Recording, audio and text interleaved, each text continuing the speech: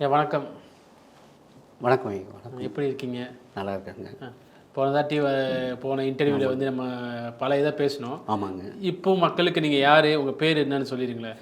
என்னுடைய பேர் ஜெயமுருகன். நான் ஒரு எழுத்தாளருங்க. நான் கோயம்புத்தூரில் வந்து கோணவாய்க்கால் பாளையங்கிற ஊரில் குடியிருந்துட்டு வந்துட்டுருக்கிறேங்க. ஓகேங்க. அது சம்மந்தமாக பேசணுங்க.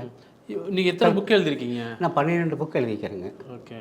12 புக் எழுதி ஸ்டாலெல்லாம் போட்டு நிறைய இடத்துக்கு கொடுத்துட்ருக்குறேங்க.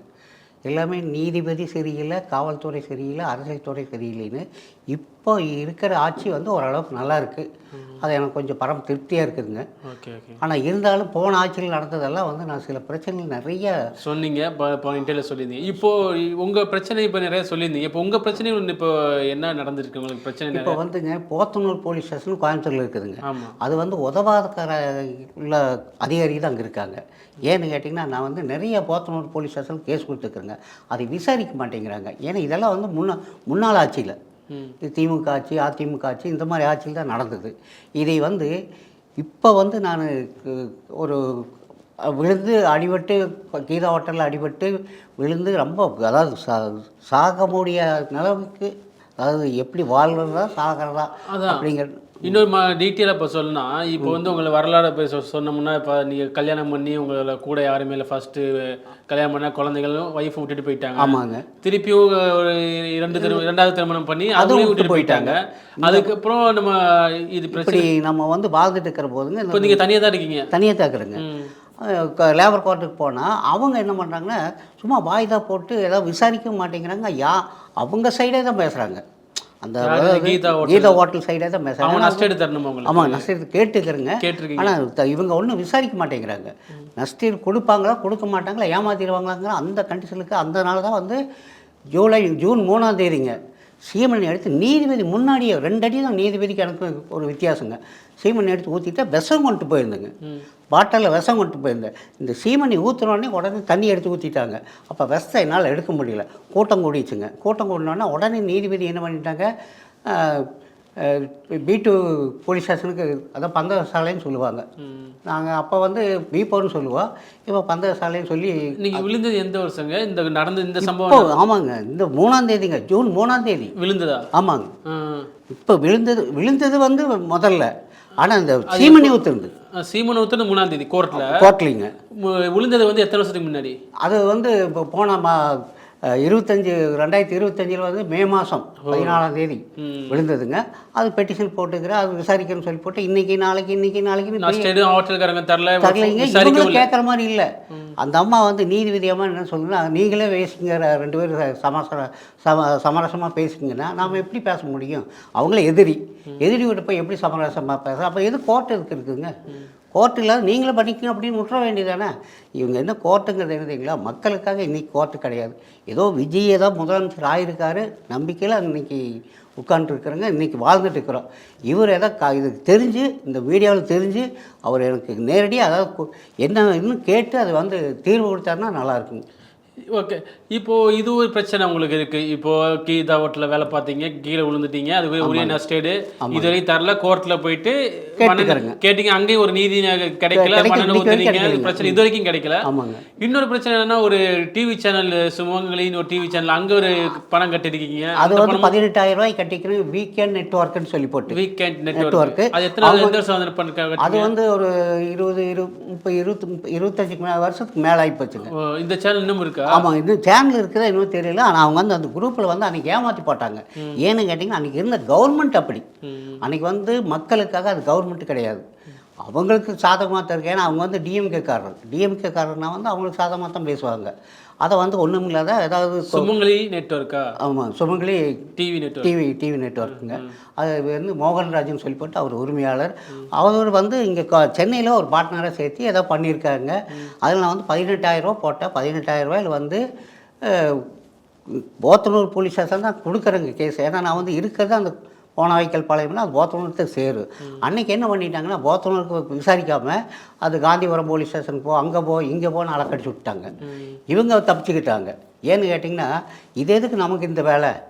அவங்க வந்து அந்த மாதிரி, அதாவது போலீஸுக்காரர் எப்படி தெரியல, தப்பிக்கிறது தான் பார்ப்பாங்க. நமக்கு எதுக்கு? ஏன்னா அவங்க குடும்பமாக தான் தெரியும். இதை யாரோ ஒருத்தருடைய பிரச்சனை, நாம ஏன் இது இழுத்து போட்டுக்கணும் அப்படின்னு போட்டு அவங்க தப்பிக்கிறதுக்கு அது உங்களுக்கு இந்த 2 பிரச்சனை தானங்கய்யா? இல்லை நிறைய பிரச்சனை இருக்குது. இல்லை இப்போ வந்து இந்த பிரச்சனை அமௌண்ட் 18,000 அமௌண்ட்டு, நெக்ஸ்ட் வந்து கீழே வந்து நஷ்டம். இந்த இன்னொரு பிரச்சனை வீட்டு வாடகை வந்து ஒரு 10,000 அட்வான்ஸ் கொடுத்துக்கிறேங்க. அந்த 10,000 வந்து அடிவட்ட டைமில் வந்து என்னால் அந்த வீட்டுக்கு மேலே ஏற முடியாது, மாடி வீடு அது. அதனால் வந்து கீழ் வீட்டுக்கு கொஞ்சம் தூரத்தில் போயிட்டோம். அங்கே இருக்கிற போது அவங்க வந்து 10,000 1.5 மாதம் வாடகைக்கு இருந்துருக்காங்க. 1.5 மாதம் கழிச்சுட்டு 6,000 போக மீதி 4,000 கொடுக்கணும். நான் வந்து ஜாமான மேலே ஏற்றிட்டு நொண்டி போய் கேட்குறேங்க அந்த வீட்டுக்கார அம்மா கிட்ட, இந்த மாதிரி 4,000 கொடுக்கணுன்னு காட்டி அது கொடுக்க முடியாது. ஏன்னா மோட்டரை யாரும் எடுத்துகிட்டு போயிட்டாங்க. கீழே வந்து பம்பு சின்ன பம்புங்க அது ஒரு 500 தான் போகுது. அதுக்கோசரம் வந்து 4,000 பிடிச்சிட்டு தரமாட்டேன்ட்டாங்க. ஏன்னு கேட்டிங்கன்னா எல்லாருமே வந்து பணம் வாங்குற போது ஒரு விதமாக பேசுவாங்க, திருப்பி கேட்குற போது ஒரு விதமாக பேசுவாங்க. இது வந்து இன்றைக்கி நடைமுறையில் நிறைய இருக்குதுங்க. நீங்கள் பண விஷயத்தில் இது மாதிரி எத்தனை ஏமாந்துருக்கீங்க? அது நிறைய ஏமாந்துருக்குறங்க. இப்போ எழுதுறீங்க. ஆமாங்க. புத்தகத்துக்கு இவ்வளோ என்ன வேலை பார்க்குறீங்க? இப்போ என்ன வேலை பார்த்துட்டு இருக்கீங்க? இப்போ அதே தான் பார்த்துட்டு இருக்கிறேங்க. பெருசாக பார்க்கலைங்க, கொஞ்சம் கம்மியாக பண்ணிட்டு. ஆமாங்க. அது வந்து இப்போ என்னுடைய வண்டியை என்னுடைய வண்டியை வந்து அந்த கீதா ஹோட்டலில் தான் இருக்குதுங்க. அது போய் எடுக்க முடியல. எடுத்துகிட்டு வந்தாலும் அது ஓட்ட முடியாது. ஏன்னு கேட்டிங்கன்னா இன்றைக்கி 1.5 வருஷம் ஆச்சு, 1.25 வருஷம் ஆச்சு. அந்த 1.25 வருஷத்துக்கு அந்த வண்டி எப்படி இருக்குங்க? கொண்டு வந்தால் இரும்பு கடைக்கு தான் போடணும். இப்போ உங்களுக்கு சப்போர்ட்டுக்கு யாருமே இல்லை? யாருமே இல்லைங்க. நீங்கள் மட்டும் போராடிட்டு? ஆமாம், நான் மட்டும்தான் போராடிட்டு இருக்கிறேங்க. ஒவ்வொரு நாளைக்கு அதாவது நான் இருக்கிற இடத்துக்கும் டவுனுக்கு வரேன்னா பஸ்ஸில் தான் வரணும். பஸ்ஸில் வந்தால் ஒரு நாளைக்கு 100 ரூபா செலவாகுது. ஆனால் 2 நாளைக்கு ஒருக்கா 3 நாளைக்கு ஒருக்கா இந்த பஸ்ஸுக்கு காசு கொடுத்தே என்னுடைய வாழ்க்கை போயிட்டுருக்குது. ஒரு வண்டி வாங்க முடியல, எதுவுமே செய்ய முடியல. இந்த கேஸ் ஒன்று முடிச்சு விட்டாங்கன்னா பாதி பிரச்சனை தீர்ந்து போயிடும். வருமானம் எவ்வளோ வரும்? 7 நாளைக்கு எனக்கு 300 ரூபா, 200 ரூபா, 500 ரூபா, அதுக்கு மேலே போகாது. மாதம் ஒரு 10,000க்குள்ளே வருமா? அவ்வளவு வராதுங்க. ஒரு 5,000 5,000க்குள்ளே வராது, 3,000க்குள்ளே வருதுங்க. இது எப்படி? அது இல்லாமல் வீட்டு வாடகை எனக்கு வந்து நான் சம்பாரித்த வீட்டு வாடகை ஒன்று வந்துட்டு இருக்குதுங்க. அந்த வீட்டு வாடகை நம்பிட்டு தான் நான் வாழ்ந்துட்டு இருக்கிறேங்க. இப்போ புத்தகம் எப்படி இந்த காசு வச்சு எப்படி? அதான் எல்லாம் எப்படி பெரட்டி கட்டி அப்படி இப்படி பெரட்டி கட்டி அப்புறம் ஸ்டால் போடுறோம் இல்லைங்களா? ஸ்டால் போடும்போது அதில் கொஞ்சம் புக்கு விற்கும். அப்போ புக்கு விற்கிறப்போ அதை இதை எப்படியும் மேனேஜ்மெண்ட் பண்ணி தனி ஆள் தானே. ஒரு ஆளுக்கு வந்து சாப்பாடு நான் வந்து மத்தியானம் சாப்பாடு வாங்கிட்டு வந்தேன்னா அந்த மத்தியானம் சாப்பாடு அதே தான், நைட்டுக்கும் அதே சாப்பாடு தாங்க. ஒரு பார்சல் வாங்கிட்டு வந்தேன்னா இவ்வளோ தான் சாப்பிடுவேங்க. இத்தனோடு சாப்பிடுவேன். குழந்தைய விட கம்மியாக சாப்பிடுவேங்க. ஏன்னா வேறு வழி இல்லை, அதைத்தான் சாப்பிட்டு ஆகணும். காலையில் 3 இட்லி தான் சாப்பிடுவேங்க. ரேஷன் கார்டு அதெல்லாம் இருக்கா? எல்லாமே இருக்குதுங்க. அரிசி அது வாங்கினாலே எனக்கு சமைக்க தெரியாது. ஏன்னா அந்த வேலையை வந்து நான் பழகலை. சமைக்க தெரியாது, குழம்பு வைக்க தெரியாது, டீ காஃபி போட தெரியாது, எதுவுமே தெரியாது. போவேன், படுப்பேன், தூங்குவேன். நான் 3 இட்லி வாங்கி காலையில் சாப்பிட்டேன்னா மத்தியானம் வரைக்கும் இருப்பேன். மத்தியானம் போய் அது அந்த கடைக்கு வந்து ஹோட்டலுக்கு போகிறது நடந்தே தான் போகணும். 1 கிலோமீட்டர் நடந்து போவாங்க. ஏன்னா 2 வீலர் இல்லை, பஸ்ஸுலேயும் போக முடியாது. அதனால் டெய்லி இப்படி வந்து அதாவது ரொம்ப துன்பத்தில் அனுபவிச்சுருக்காருங்க. இது வந்து யாருக்குமே தெரியாது. கடவுளுக்கு எனக்கும் தான் தெரியும். மற்ற அரசியல்வாதிக்கோ போலீஸுக்காரருக்கோ யாருக்கும் தெரியாது. எந்தெந்த ஹோட்டலில் போய் சாப்பிட்றது எப்போ வேணால் நான் சொல்லலாம். அவங்க அது சொல்கிறதுக்கு தயாராக இருக்காங்க. ஆமாம், இந்த ஹோட்டலில் ஹெல்ப் பண்ணுவாங்களா உங்களுக்கு? பக்கத்தில் இல்லை அது பக்கத்தில் இல்லைங்க, கொஞ்சம் தூரம் தான் போவாங்க. ஹெல்ப் பண்ணுவாங்களா? ஃப்ரீயாக சாப்பாடு அப்படியெல்லாம் கொடுக்க மாட்டாங்க. நான் அப்படி வாங்கவும் மாட்டேங்க. என்னுடைய கொள்கை என்ன தெரியுங்களா? நம்ம உழைச்சி கஷ்டப்பட்டு அவங்க அடுத்தவங்களுக்காக 1 ரூபா கொடுக்கணுமா வரப்பா, அடுத்தவங்க விட்டால் ஒரு 10 ரூபாயோ ஒரு 2 ரூபாயோ கையேந்தி இன்னைக்கு வரைக்கும் வாங்கினது கிடையாது. இல்லை இவ்வளோ கஷ்டத்துக்கு மெடிக்கல் செலவு, உடம்பு சரியாமல் போகுதுன்னா அதில் என்ன? அதுதாங்க, எப்படியோ கஷ்டப்பட்டு கண்ணீர் விட்டு தான் வாழ்ந்துட்டு இருக்கிறேங்க. அதாவது எல்லாம் அழுதுடுவாங்க, நான் அழுகாமல் வாழ்கிறேன். இதுதான் கண்ணீர் மற்றவங்களுக்கு வரும், எனக்கு கண்ணீர் வருது. ஆனால் அதை அந்த துக்கத்தை அப்படியே மனசுக்குள்ள வச்சுட்டு கடவுள் நமக்கு இப்படி படைச்சிட்டான் அப்படின்னு கடவுள் மேலே பழி போட்டு இது பண்ணிட்டு, அதே இந்த கீதா ஹோட்டலில் அன்னைக்கு அதாவது பாறாங்கல் போட்டு வச்சுருக்காங்க. அதாவது ஸ்லாப்பு வந்து வலிக்கு அந்த உளுந்துங்கிறது என்ன தெரியுங்களா? உளுந்து கழியதை விட அந்த உளுந்து ஆட்டின தண்ணி இருக்குங்க, அது நல்ல பாயசம் மாதிரி இருக்குது. அதாவது இது வழுக்கிற பவர் அதுக்கு தான் அதிகம். அதை எடுத்து அந்த இந்திக்கார பாசம் ஊற்றுவாங்க, அதில் காலை வச்சு விழுந்தாதாங்க. அன்றைக்கி உண்மையில நான் செத்துருக்க வேண்டியது. செத்துருந்தால் இன்றைக்கி பிரச்சனையே இருந்திருக்காது. இன்றைக்கி வந்து உயிரோடு இன்றைக்கி ஆண்டவன் ஏன் நீ காப்பாற்றினான்னு ஆண்டவனை நான் திட்டிட்டு வாழ்ந்துட்டு இருக்கிறேங்க. இப்படி போயிட்டுருக்குதுங்க.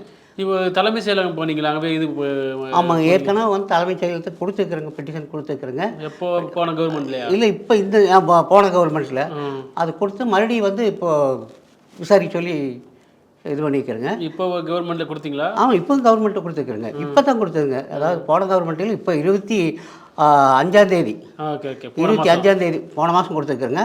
அப்புறம் மறுபடி நேற்றுக்கு இன்னைக்கு 19ஆம் தேதி என்ன சொன்னாங்க? அவங்க வந்து இப்போ அதை போத்தனூர் போலீஸ்க்கு அனுப்பிச்சிருக்காங்க.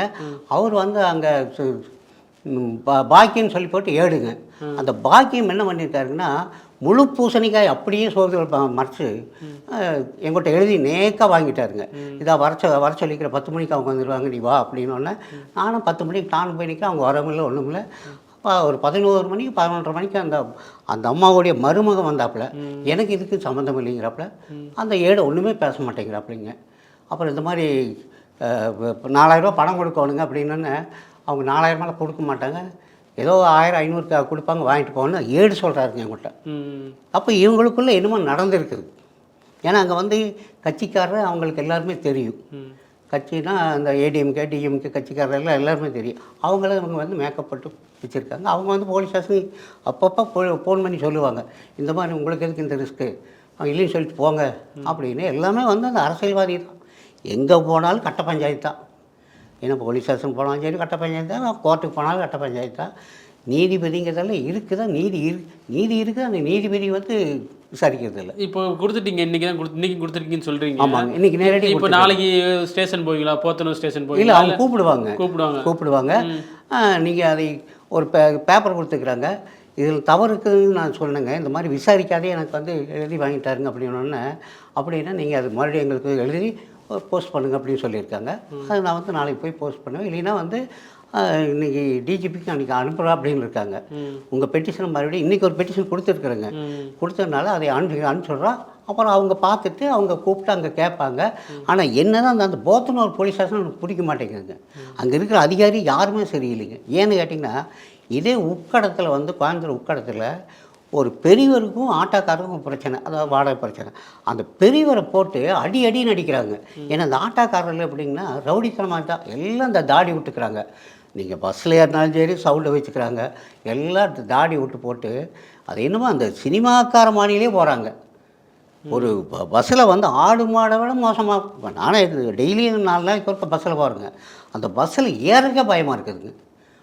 உள்ளே போ அப்படின்னா பஸ்ஸு அந்த டைமுக்கு வராதுங்க. 3 பஸ்ஸு 4 பஸ் ஒட்டுக்கா வருவாங்க.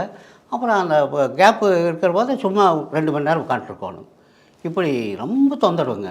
அது ஒரு நிர்வாகமுங்கிறது இல்லை, கவர்மெண்ட்டே நிர்வாகம் இல்லை, என்னமோ பேருக்கு கவர்மெண்ட் நடக்குது. ஆனால் இதெல்லாம் வந்து விஜய் தமிழக முதல்வர் அவருக்கு காதுக்கு போய் இதெல்லாம் வந்து அவர் சரி செய்யணும். எத்தனை செய்வார் அவர்? அரசாங்கம் இருந்தால் அந்த அதிகாரி அவருக்கு உதவி செய்யணும் இல்லைங்களா? அவங்க வந்து இன்னொரு கட்சிக்கு சப்போர்ட் பண்ணுவாங்க. இப்படி போயிட்டுருக்குதுங்க நாடு. இப்போது இப்படி தொடர்ந்து உங்களுக்கு நீதி கிடைக்காம இருந்தால் அடுத்தது என்ன யோசிக்கிறீங்க? டேரெக்டாக இல்லை, நான் வந்து கோர்ட்டில் தற்கொலை பண்ணிக்கிறேன்ட்டுங்க. ஏதாவது அது மாதிரி பார்க்குறதுக்கு ஏதாச்சும் நீ முடிவு பண்ணியிருக்கீங்களா? ஏதாச்சும் அமைச்சர்கள் எம்எல்ஏ இந்த மாதிரி? இல்லை, அந்த மாதிரி யாரும் இல்லைங்க. நல்லவங்கன்னா இன்றைக்கி அமைச்சரும் இல்லை, நீதிபதியும் இல்லை, இன்றைக்கி மந்திரியும் இல்லை. எல்லாருமே வந்து அவங்களுடைய சுயநலத்துக்காக இன்றைக்கி நிர்வாகம் பண்ணிகிட்டு இருக்கிறாங்க. அமைச்சரை போய் பார்த்தா அவருடைய சுயநலத்துக்காக அமைச்சராக இருக்கார். நீதிபதி பார்த்தா அவருடைய சுயநலத்துக்காக நீதிபதியாக இருக்கார். போலீஸ்காரர் போய் பார்த்தா அவருடைய சுயநலத்துக்காக அவர் இருக்கார். வக்கீலை போய் பார்த்தா அவர் எல்லாருமே அவங்க சுயநலம் தான். அவங்க குடும்பம் வாழணும் அவங்க இது. ஆனால் இது வந்து மக்களுடைய வரி பணம்னு அவங்க தெரிஞ்சுக்க மாட்டேங்கிறாங்களே. எல்லாம் மக்கள். இப்போது ஒன்றும் வேண்டாங்க, நீதிபதிக்கு நம்ம கருணாநிதி என்ன சொன்னார்? நாங்கள் போட்ட பிச்சை அப்படின்னாரு. நான் அதே இது நான் சொல்கிறேன். அதாவது ஓட்டுக்கு யார் பிச்சை போட்டா? அதே மக்கள் தானே போட்டாங்க, மக்கள் தானே வரி பணம் கட்டுறாங்க, அது பிச்சையா அப்படின்னு சொன்னால் கோபம் வரும் இல்லைங்களா அவங்களுக்கு? ஏன்னா இவங்க அதையெல்லாம் வந்து கண்டுக்கிறது இல்லை. நீதிபதி வந்து பிச்சைன்னு சொன்னால் கூட அது கலைஞர்னு சொல்கிறாங்க. ஒரு முதல் மந்திரியாக இருக்கட்டும், யாராக இருக்கட்டுங்க, ஒரு நீதிபதி வந்து ஒரு அரசியல்வாதியை வந்து பேர் சொல்லி கூப்பிடல, தப்பு இல்லை. கலைஞர்னு ஒரு பட்டம் கொடுக்குறாங்களே, அவர் ஊருக்கு கலைஞராக இருக்கலாம், நாட்டுக்கு கலைஞராக இருக்கலாம். அவர் கதையெல்லாம் வந்து 10 காசு ஆகாதுங்க. அந்த கதையெல்லாம் இப்போ நான் எழுதி வச்சுக்கிற கதை மாதிரி யாரும் எழுத முடியாதுங்க. அந்த மாதிரி இருக்குதுங்க.